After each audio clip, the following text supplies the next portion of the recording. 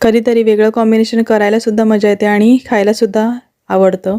मी आज ज्या प्रकारे भाजी केली तशी तुम्ही कदाचित आधी केलीसुद्धा असेल, परंतु माझ्यासाठी हे पहिलीच वेळ होती। मी कुक विथ निशू माझ्या कुकिंग चॅनलमध्ये तुम्हा सर्वांचं स्वागत करते। चला तर मग आपण रेसिपीला सुरुवात करूया। त्यासाठी मी इथे एक पॅन गरम करत ठेवला आहे, त्यामध्ये 1 पळी तेल घातलं आहे। तेल गरम झालं की नंतर त्यामध्ये थोडीशी राई, जिरं आणि हिंग घालायचं। राई आणि जिरं तडतडलं की नंतर त्यामध्ये आपण 2 मिरच्या घालूया। इथे मी अशा प्रकारे मिरच्या कट करून घेतल्यात, तुम्ही कुटून देखील घालू शकता। 10 कढीपत्त्याची पानं, कढीपत्ता छान तडतडू द्यायचा। नंतर त्यामध्ये आपण बारीक चिरून घेतलेला कांदा घालणार आहोत। इथे मी 2 मध्यम आकाराचे कांदे बारीक चिरून घेतल्यात ते घालते। कांदा छान आपल्याला परतून घ्यायचा आहे। साधारणतः 1 ते 2 मिनिट इतका कांदा परतून घेतला। आता ह्यामध्ये मी आलं, लसूण आणि कोथिंबीरीचं वाटण टाकते। इथे मी 1 चमची वाटण घालते।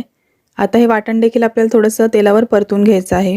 परतून झालं की नंतर त्यामध्ये 1 मोठ्या आकाराचे टोमॅटो बारीक चिरून घेतले ते घालायचं। टोमॅटो घातलं की नंतर आपण ह्यामध्ये सुके मसाले घालूयात। मसाल्याच्या डब्यात जी छोटी चमची असते त्या चमचीने मी इथे अर्धी चमची हळद, 1 चमची काश्मीरी लाल मिरची पावडर आणि 1 चमची घरगुती मसाला घालते। तसेच चवीनुसार मीठ देखील आपण ह्यामध्ये घालूयात आणि हे सर्व व्यवस्थित मिक्स करून घेऊया। कांदा टोमॅटो आपल्याला थोडंसं इथे शिजवून घ्यायचं आहे। साधारणतः 1 ते 2 मिनिटांसाठी कांदा टोमॅटो इथे मी छान मऊसूत करून घेतलाय। आता आपण ह्यामध्ये उकडलेले मक्याचे दाणे घालूया। इथे मी 2 ते 3 शिट्या देऊन मक्याचे दाणे उकडवून घेतले। साधारणतः 1.5 वाटी इतके मक्याचे दाणे आहेत। ते दाणे आपल्याला ह्या कांदा टोमॅटो आणि मसाल्यांसोबत व्यवस्थित मिक्स करून त्याची 1 ते 2 मिनिटांसाठी वाफ काढून घ्यायची आहे। आता ह्यामध्ये मी साधारणतः पाव वाटी इतकं पाणी घालते, जेणेकरून हे मसाले आहेत ते मक्याच्या दाण्यांना व्यवस्थित लागतील। आता 1 मिनिटासाठी आपण पुन्हा एक वाफ काढून घेऊया। आता यामध्ये मी चिरून घेतलेली मेथी घालते। मेथीची एक जुडी मी स्वच्छ धुवून त्याची पानं काढून नंतर त्याला बारीक चिरून घेतलेलं आहे। मक्याच्या दाण्यांचं कॉम्बिनेशन मी पहिल्यांदा केलंय, तुम्ही ह्या आधी ट्राय केलंय की नाही कमेंट करून मला नक्की कळवा। मेथी सर्व घालून झाले। आता ह्यावर मी एक झाकण ठेवते, जेणेकरून ती मेथी आहे ती मावळेल। मेथी आता आपण ह्यामध्ये व्यवस्थित मिक्स करून घेऊया।